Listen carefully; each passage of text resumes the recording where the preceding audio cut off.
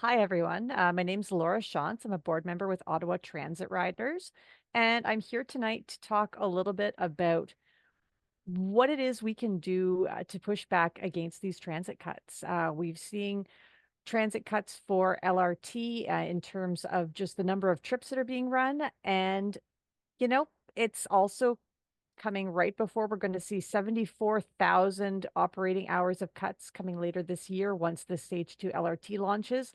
A lot of cutting going on, not much positive for riders. And so, really, when we're here tonight, this is a chance to talk a little bit about what we can do about that. So, I think before we get going tonight, I'd like to introduce the folks who are going to be speaking to you this evening. I've already introduced myself, Laura.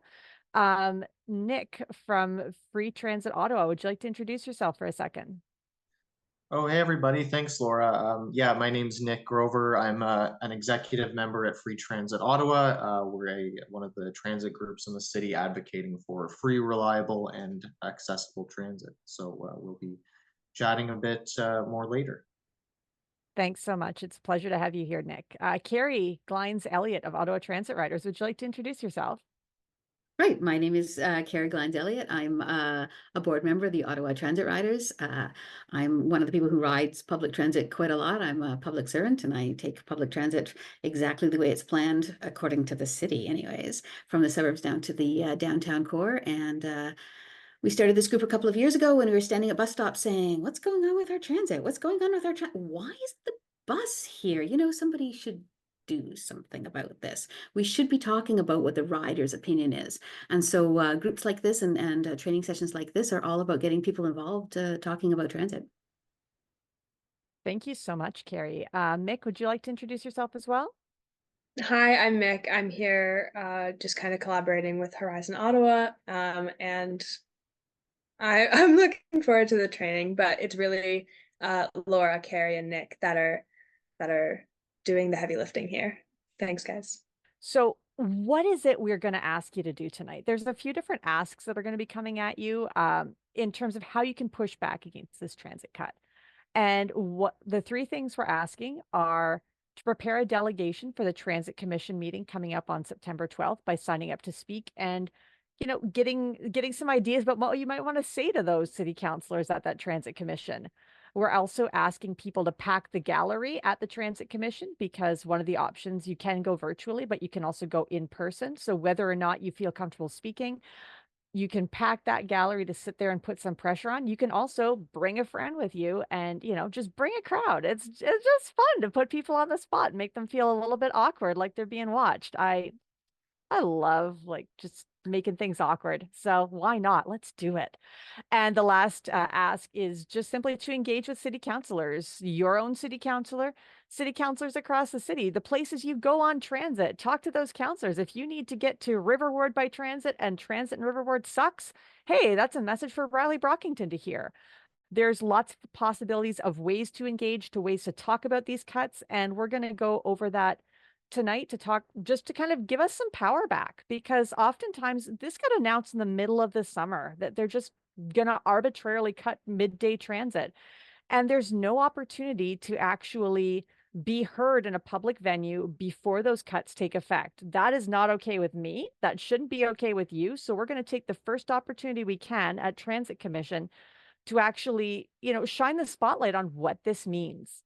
And that's kind of what I want to do right now is I want to turn it over to Nick first and then Carrie to talk about why we need to do this. Why should we be pushing back? What is going on with transit?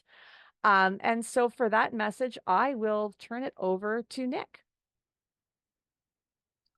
Awesome. Thanks, Laura. Yeah, so before we get into how to do a delegation, we decided that it would be good to kind of give a bit of a rundown about what's going on with transit. So, a bit of a short history.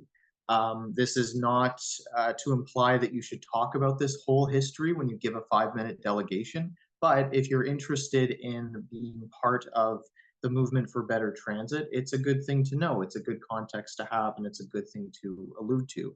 Something to bear in mind, and maybe this is obvious to folks here, but transit is political. And that's not a bad thing. The bad thing is that it's political in the way it's not supposed to be. Transit is supposed to be a public service that is universally accessible. It's for everybody. Um, Unfortunately, that's not the way it's set up. It's political in the sense that certain people are prioritized, certain other parts of the budget are prioritized above transit. Certain modes of transportation are prioritized above transit. And that's where we get into this being a political issue. And we need to respond accordingly. And that means getting organized. And delegations is one part of that. Obviously, we can't just ask politely for things to change and expect them to, because as a political issue, it takes more than that. It takes organizing, it takes mobilizing, it takes us all coming together. But delegating is part of speaking truth to power. It is speaking up and altering the narrative and saying that, well, actually, this is my experience, and the reasons that you're giving for these service cuts or this lack of investment is bogus. And oftentimes it is. Politicians are crafting a narrative. You'll see a graph of its ridership over time. And there's two narratives in this graph that are often trotted out to explain why transit is so bad. The first narrative is this large dip that you'll see around 2020. Now, if any of you are history buffs, you might remember there was a global pandemic that year. And yes, that led a lot of people to have to stay home from work and not take the bus. Most of us were staying home. So yes, that was a reason. But as everyone I think here knows, transit wasn't like great before 2020. We had problems before that. And so we have to acknowledge that this isn't just COVID. And even if it was COVID, the city has done nothing in the last 4 years to pivot service in a different direction. We have been utterly reliant on federal workers as a rider base. And that was a weakness. And COVID exploited that weakness wide open, because then most of its riders were not riding. So the logical question would be, how do you get more people to ride that aren't federal workers? The other narrative that gets trotted out, this is a bit of an older one, but they say that the 2008 bus driver strike, that set back transit immensely. And you'll see this smaller dip.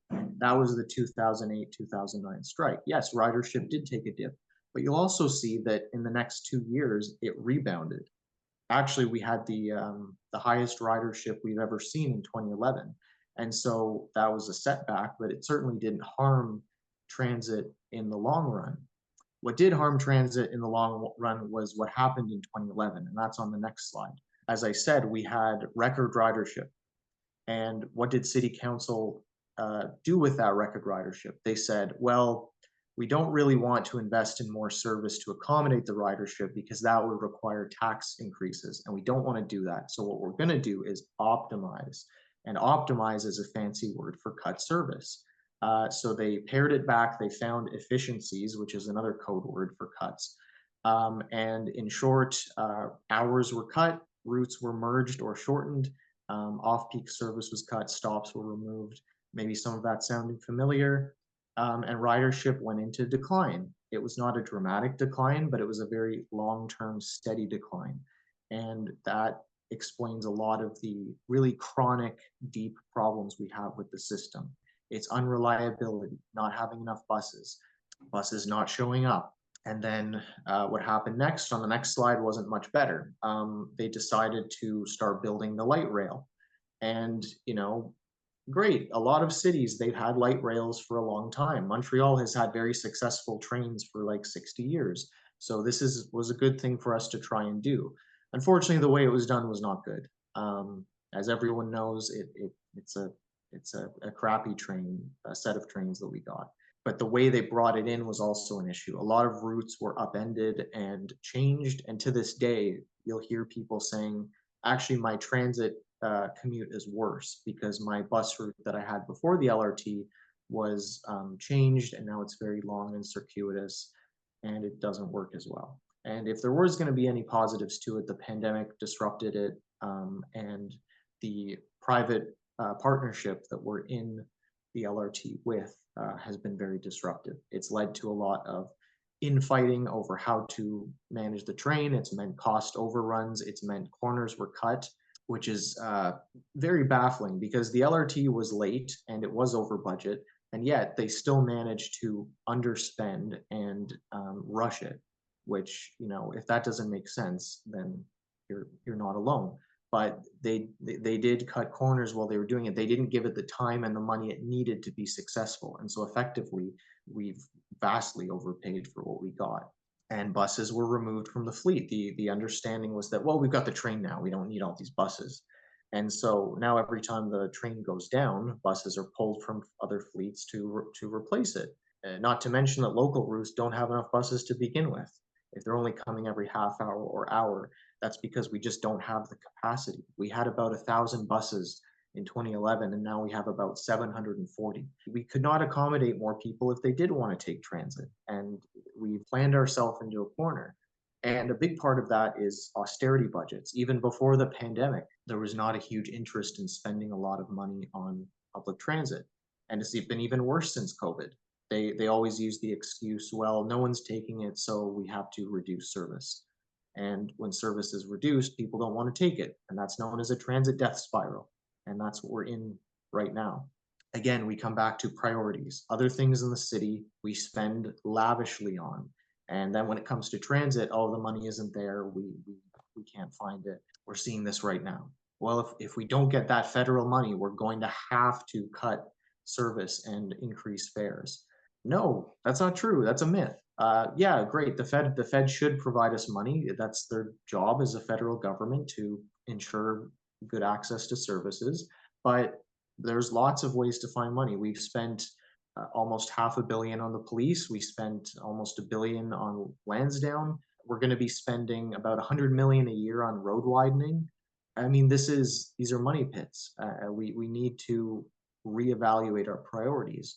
As you may have heard, so this is completely separate to the LRT, but it's as Laura alluded to, this is their new ways to ride. I say more like few ways to ride. Pause for laughter. Basically, yeah, this is a way to hedge their bets and save money.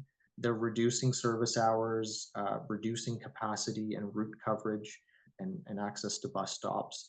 And it's because they want to make sure that their bottom line, that they're not losing money on transit. And for one, transit is not supposed to make money. It's supposed to provide a service, for one. But two, if you want to make money, if you want to have a good service, you need to invest in it. And these cuts are not going to get us anywhere. In a lot of ways, it's a creeping privatization, because what happens a lot is a city or a province will say, oh, look at how badly the service is performing because we underfunded it. We're going to have to sell it off because we ran it into the ground. Because I don't think that a lot of them don't want to deal with transit. They would rather it not be their problem anymore. I think they won't explicitly say that, but when you look at the record, when you look at how they're treating it, I mean, they're not trying to make it work.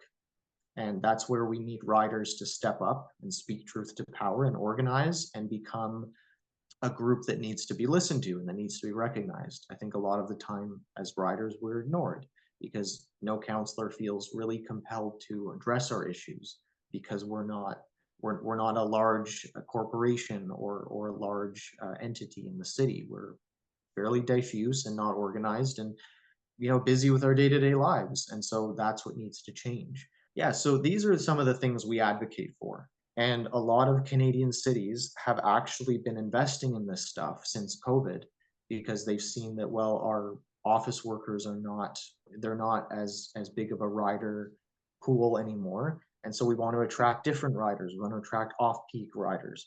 And so they have done a lot of these things and they've recovered their ridership in a lot of cases above pre-pandemic levels. Places like Vancouver, Brampton, Ontario, Edmonton, Calgary, Charlottetown. They've been doing quite well because they've been making these investments. Every city has its challenges and its funding challenges especially, but cities that invest in this stuff, they can at least make a case to the feds that give us money because we're actually doing something. In Ottawa, our ridership is at 2/3 of where it was in 2019. We're constantly cutting it. Nobody thinks transit is good. And so without these basic principles and priorities, we're not going to see anything change. So this is what our group pushes for, Ottawa Transit Riders and Horizon as well. We usually work together on this stuff. Usually in a delegation, they try to limit you to speak to the agenda item, which in this case would be the LRT, but you can make connections. You can say, well, if your justification is that you need to save money, well, you should look to other areas of the budget or other ways to generate revenue. If your argument for cutting the LRT is that no one's riding it, well, maybe it's because their connecting bus route isn't very good. If your bus shows up every hour or half an hour and then connects to the train, you're probably not going to take transit at all. You're just going to Uber to get to your doctor's appointment or to get to class on time. And so you can raise those things. You can connect it to broader issues, because as much as they'd like us to think that the LRT is isolated from the transit system, it's not. It's part of it. I don't think anybody takes the train and doesn't end up connecting to a bus route. And so it's all connected, and it's supposed to be. You can raise these issues. You can say, I would take the train more, but my bus is always late, or it's always stuck in traffic.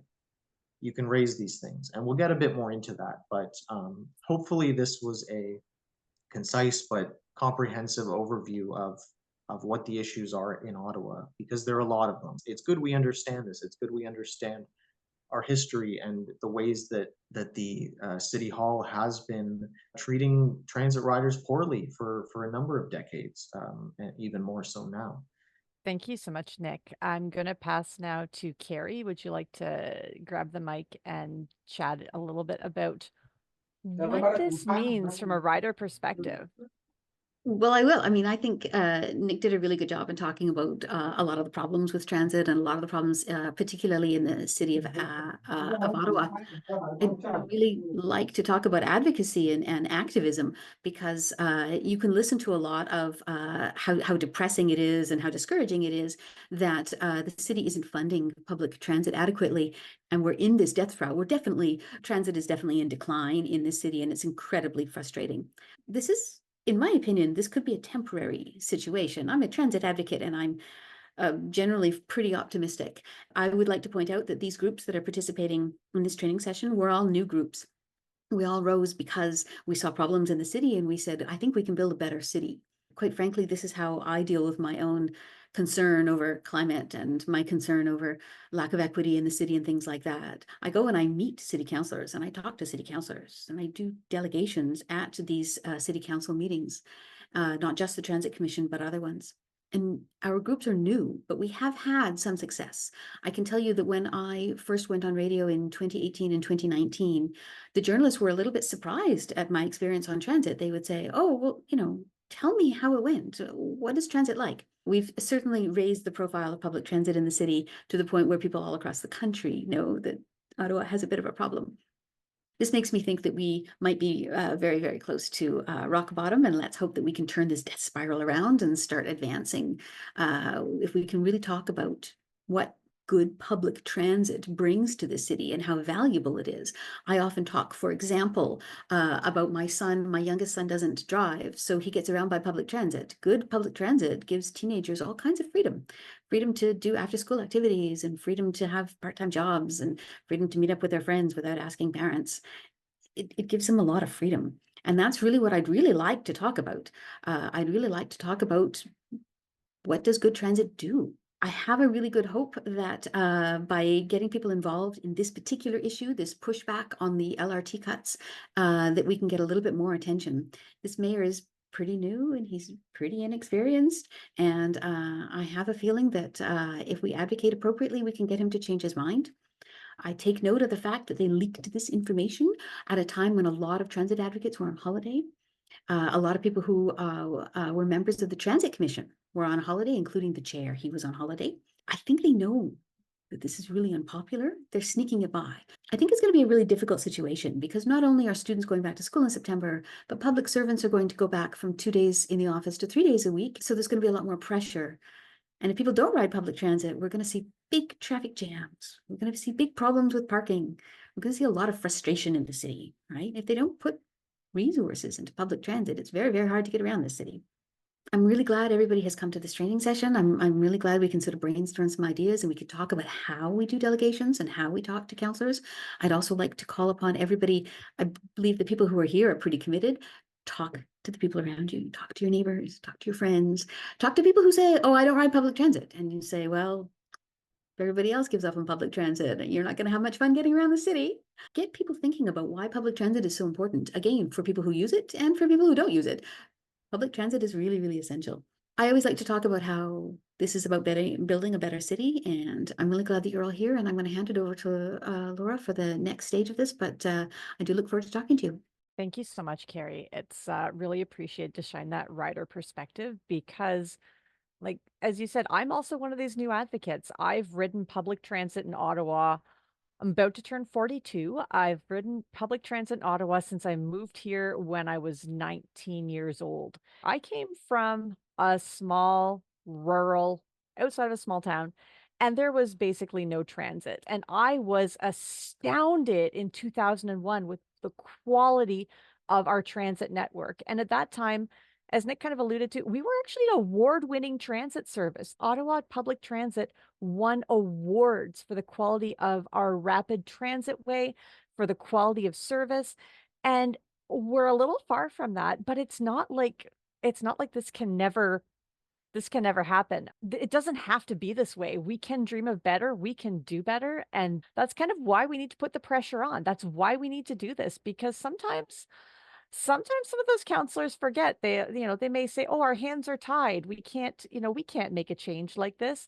But budgets are all about your values and your priorities, and what you care about and what you value. You'll find the money for it. Yes, absolutely, lobby all you want to other levels of government. That can absolutely be part of your plan, but it's not the only part of your plan. What do you really want? Do you want more buses, or do you want wider roads to brand new suburbs where you're going to spend 2 hours on the bus to get out there? Let's think about what our possibilities are. So I'm going to talk now a little bit about doing a good presentation, or doing a presentation at all, frankly. Like, let's not worry, good or bad. Everyone feels sometimes like not always 100% your best performance. Doesn't matter. The fact that you're willing to go out and do it, that is amazing, and that makes you awesome and wonderful human beings. If you can bring a friend with you, even better. So what do you need to do? Sam has already placed in the chat the coordinates for Eric Pelot, the city coordinator of the Transit Commission, and you can send him an email simply saying, hi, Eric, I would like to speak at the Transit Commission. I want to talk about the budget cuts, or sorry, the service cuts. The agenda for that meeting is not yet out, but you can still email him, right? I emailed him today just saying, hey, Eric, I want to come and talk at Transit Commission. I'm not sure what agenda item it is. Maybe it's the LRT update, or maybe it's a separate agenda item. Either way, I'd like to talk about this. And when Eric writes me back, he'll let me know where in the agenda I'll be, and he'll let me know a little bit of information. You don't even need to know if you're going to be able to go in person or if you're going to rather participate online. You just need to sign up and get your name on that list. And frankly, you have until the night before the Transit Commission at 4:30 p.m. to get your name on that list. So there's lots of time. Once you get your name on that list, then you need to think about what is it you're going to say at Transit Commission. You can say basically whatever you want about transit. One really amazing thing to do is to tell personal stories. Rider stories, your actual experiences, what's happened to you, often tells the story a lot clearer than some big incomprehensible number like the 74,000 hours of service cuts. That number is so big, it doesn't mean much of anything. But if you say, look, I can't get to my job anymore, I'm going to have to change shifts, I'm going to have to get permission from my supervisor to come in late, that means a lot more. Hearing that, to their understanding, to put a face to this cut, that means a lot to people. I remember when there was a round of optimizations back in about, I would say 2003, 2004. It was just a fine tuning. It wasn't as big as the ones we saw that Nick mentioned from 2011.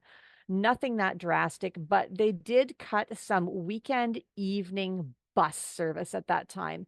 And I remember being, I worked as a security guard then. And this is a story I've told. I think I may have told it at Transit Commission once upon a time. I thought I had another bus.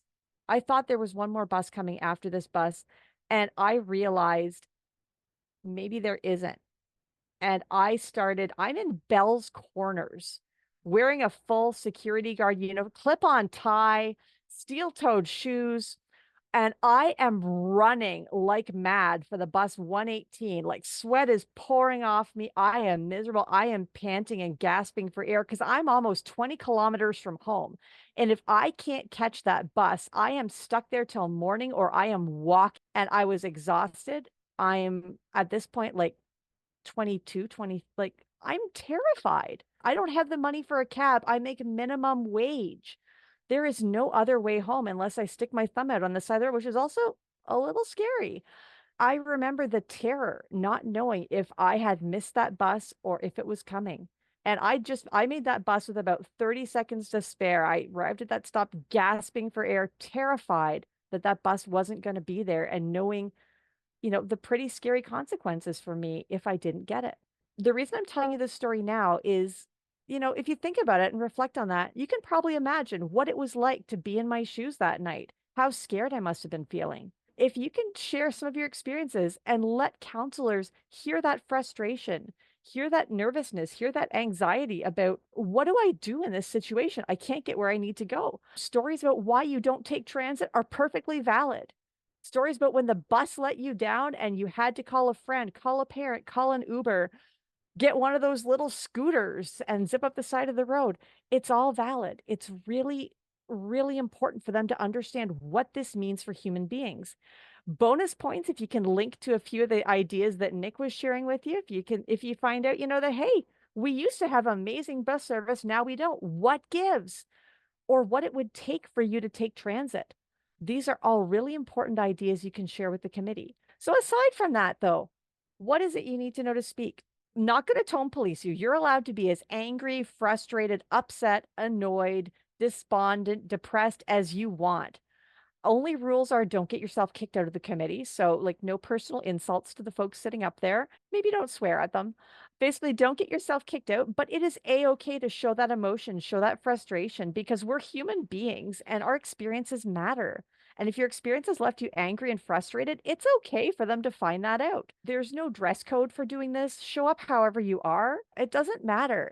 The point is you came out to do the thing, and that's what's important. If you choose the virtual presentation option, a fun thing to do, if you're uncomfortable speaking in front of crowds, what I can do, if I don't want to look at the Zoom with all the faces, I can just full screen my presentation and read it. The same thing if I'm in the room. If I'm sitting in the room, I can write out my presentation or write out my key points or print them out and just read from my key points. I don't have to make a lot of eye contact. It matters that I'm there. It doesn't matter if I'm reading the paper instead of looking at folks. Great if you can, but if that feels uncomfortable for you, don't let it stop you. You can also, if you go in person, you can have a buddy come up and sit with you at the big table. That's perfectly allowed. No problem at all bringing a buddy along.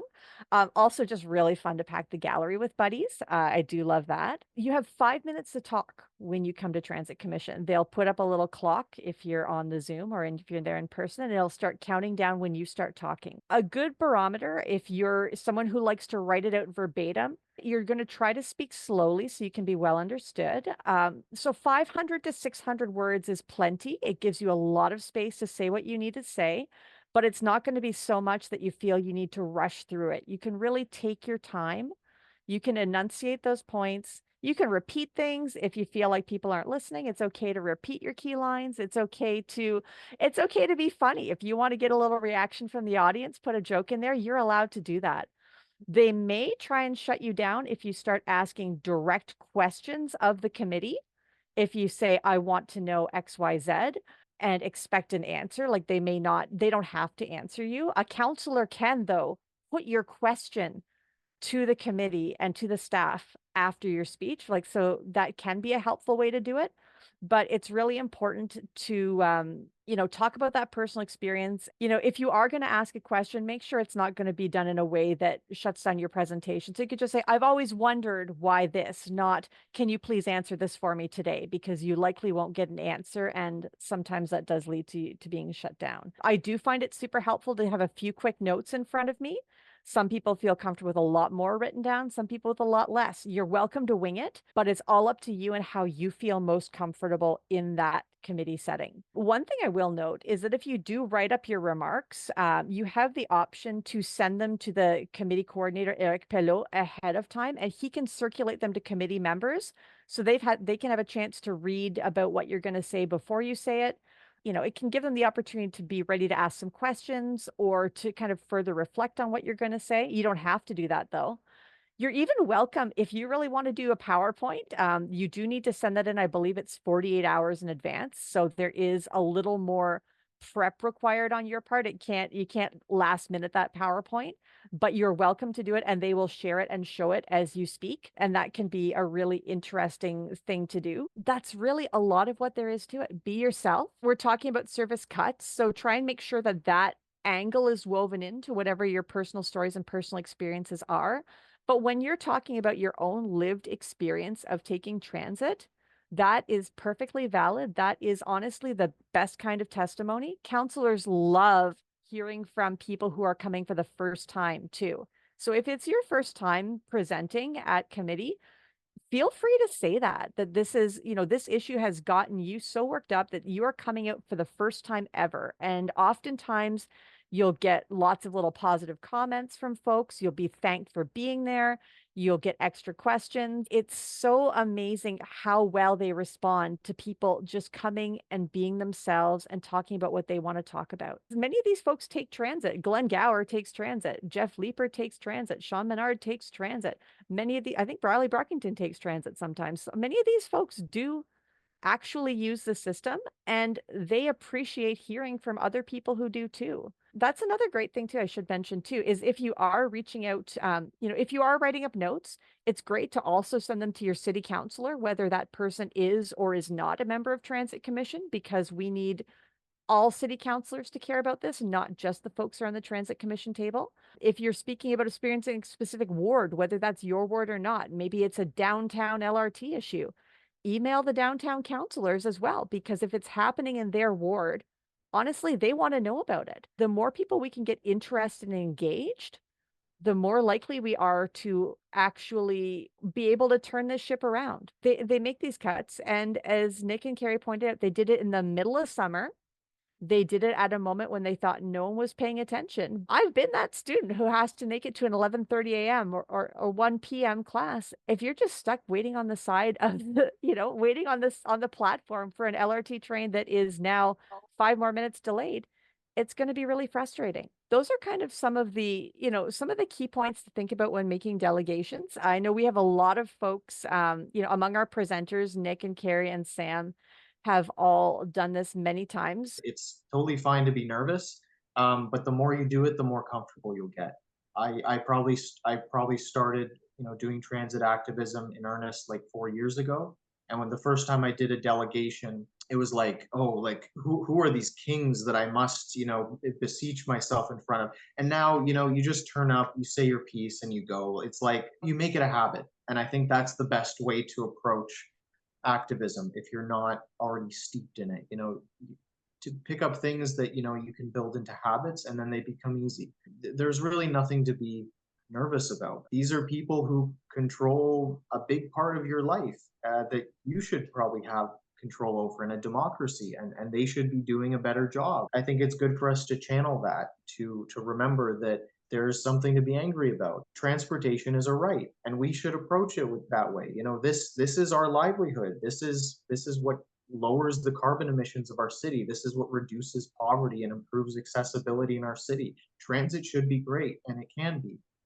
And so I think they deserve to hear that. They deserve to hear a full-throated, emotional response to what they've been doing. And the last thing I'll say is I think one of the biggest probably barriers to people doing delegations is the fact that they say it starts at 9:30, but you might not be speaking for a few hours. If it's a packed agenda, it might be like, mid-afternoon by the time you're speaking. And so what I've done with that is, they say be online the whole time. That's rarely feasible for people. So what I do, Horizon Ottawa is great at live tweeting public meetings. And so if you go to their Twitter page, you can see where the meeting's at. and you can see like, okay, there's still an item 2 and I'm speaking to item 4. I'm going to go ahead and do something else for a while. And you can tune in and say, and you'll see, okay, yeah, they're on the item. I'll plug in and I'll be ready to speak.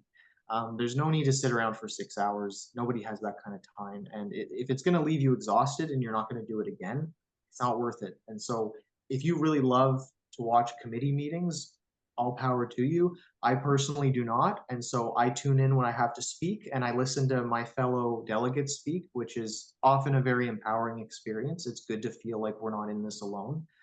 So I really enjoy that aspect of it. But listening to council, but yeah, you can follow the Horizon on Twitter. They usually it's really good. It's a good tool, a complementary tool to this. One thing I forgot to mention earlier that I wanted to mention is, when you get asked questions, if you get asked, how do we fix transit? You don't have to answer that question. You don't have to have all the answers. They're paid the big bucks to sit up there and figure this out. That's not your job to have all the answers. But if you do have ideas how to fix it, if you want to see more service on the 12 to Vanier like I do, great. Let them know that's a specific thing you want. But if they start asking you, oh, how do we fix $140 million hole in our budget? Not your problem. That's their problem. And that's not fair of them to try and put that onto your shoulders. I think you're exactly right, Laura. I think it's true. Counselors will ask a lot of times about, oh, well, how do we fix it? And like, and trying to put you on the spot. But I agree with Laura. You don't have to know the answer. You just talk about your experience. And if you have an answer, it's great. But okay, well, I was going to suggest to the people in the audience that I personally don't have any huge horror stories about transit, but I do have friends that like to voice their horror stories to me. If I can't convince them to come to the delegation with me, I can borrow their story for our purposes. Absolutely. So that's my idea. Absolutely. Mick, I see your hand up. So myself and several people I know have been almost hit by Ottawa buses, and I often hear about people getting hit by Ottawa buses. What would be the sort of transit? Is there a transit solution to that? Is it more bus lanes? Is it wider bus lanes? Is there a transit funding option that can help with that issue? I know, like my own experience, sometimes it's crowded platforms and people kind of stumbling off at places like Blair or Tunney's Station. And in that case, I would say it's definitely an issue of making sure the station is fit to purpose, that we have enough space for all the riders so that they don't feel crowded. If it's an issue that people are running after buses because they're not on time and on schedule, and that they end up, stumbling and, bumping into the bus or getting possibly hurt in a way like that, again, more buses, more frequent buses, so we don't feel so stressed out and panicked if we missed one because we know the next one's right around the corner. Right off the top of my head, those are some of the really, some really quick reasons that people might be getting hit by buses that would necessitate more funding or that funding could fix. Go ahead, Heather. One of the things I am looking at, trying to find like the other cities in Ontario that have free transit groups and transit groups, and making linkages and seeing when there's been wins, like for instance in Burlington, Ontario, that has free transit for people 65 and older all the time, like as every day of the week, whereas Ottawa just has it Wednesdays and Sundays. How did they get to that? Like, or what is their story? That kind of thing I'm interested to work on. And if people here on this call has the ways other cities have made wins and how we can make connections and that kind of thing. I know for myself, like I talked to a lot of people 65 and older, and a lot of them don't know that it's free for Wednesdays and Sundays. And then some of them that do know say, well, I buy a pass, so that doesn't really help me. And they don't know how to do the press their card and put money on it. Like they're not computer savvy enough. So that's just a little story from my side, but thanks a lot, everybody. Thank you so much, Heather. And I'll just add, I believe it's Mississauga, Ontario. You can get a summer pass for free for teens outside of peak hours.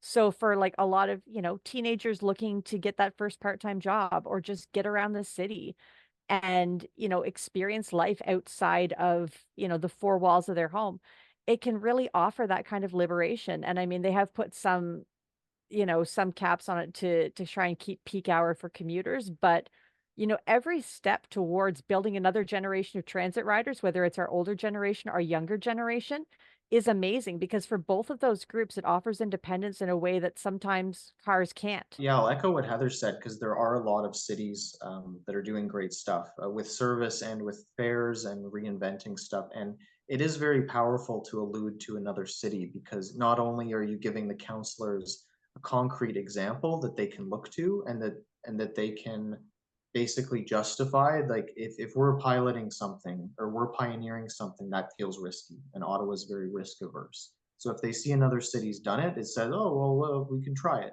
It also breaks their narrative that, well, this isn't possible. Like we can't afford to do that. It's not feasible. And it's like, well, other cities in Canada are doing it. That's a very powerful clapback to that way of thinking. And so it is, yeah, powerful to think about that. And we often post stories from other cities. So if you, shameless plug for our social media, follow us on social media.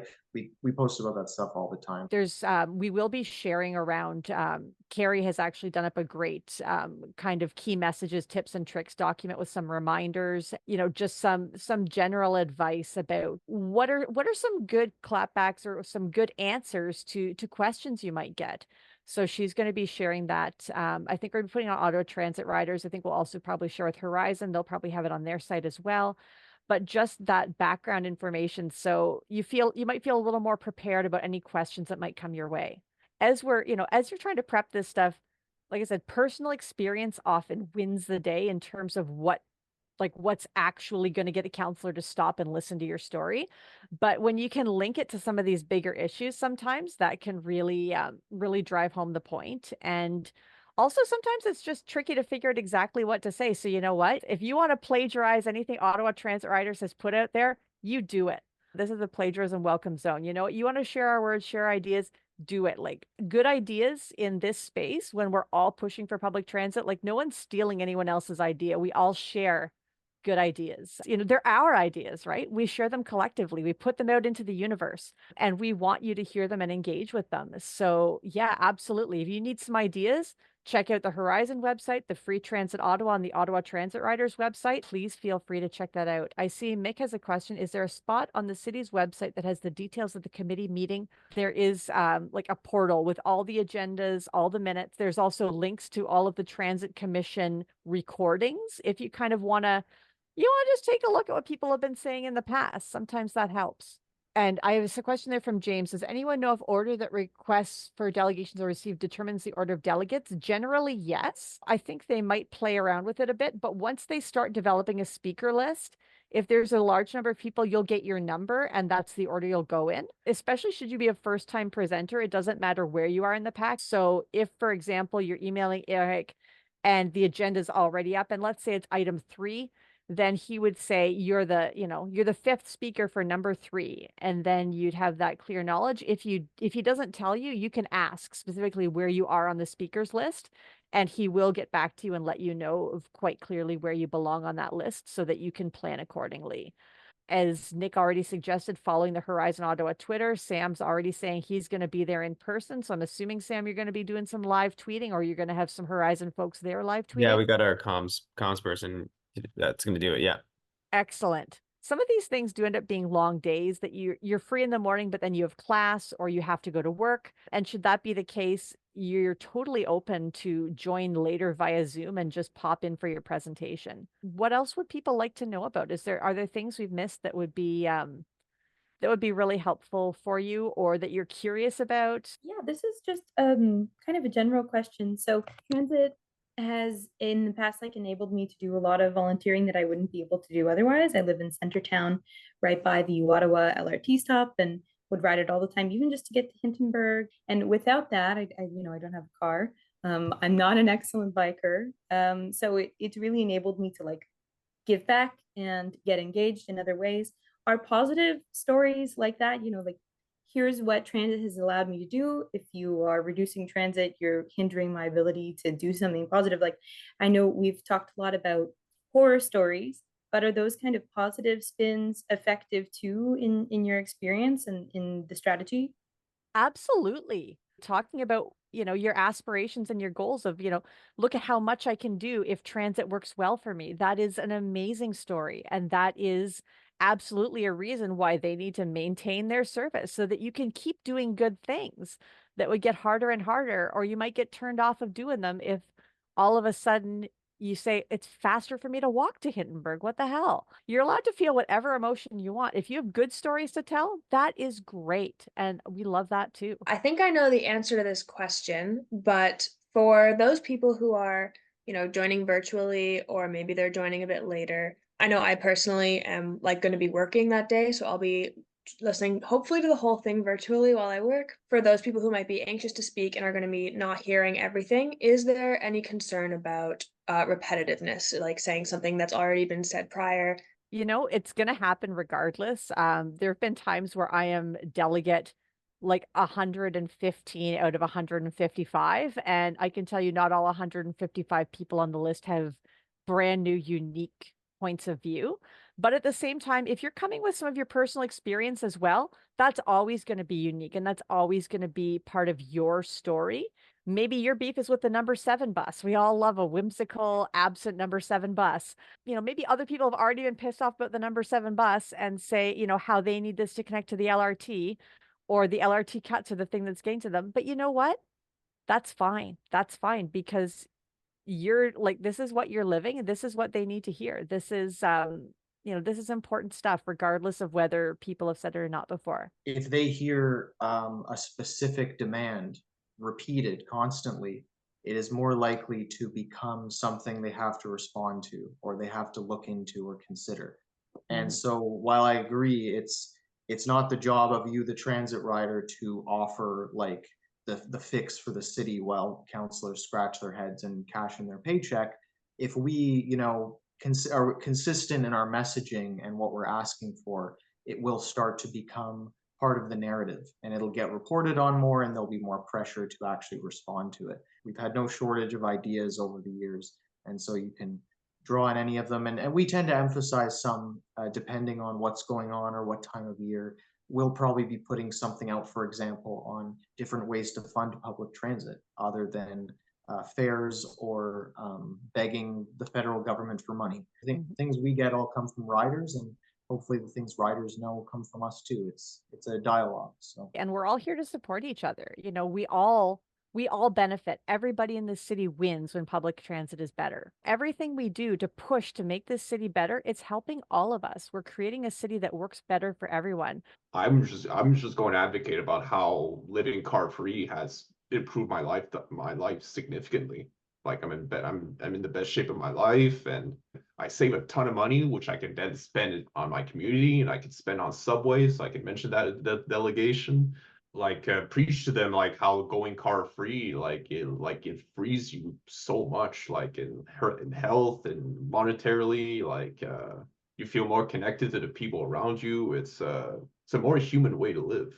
Absolutely. It's quite amazing what transit offers us. Well, surprisingly, I have nothing left to say. I want to thank everyone for showing up. It's great. I will share that, I was rereading an article from 2011 when a lot of the big service changes were being made.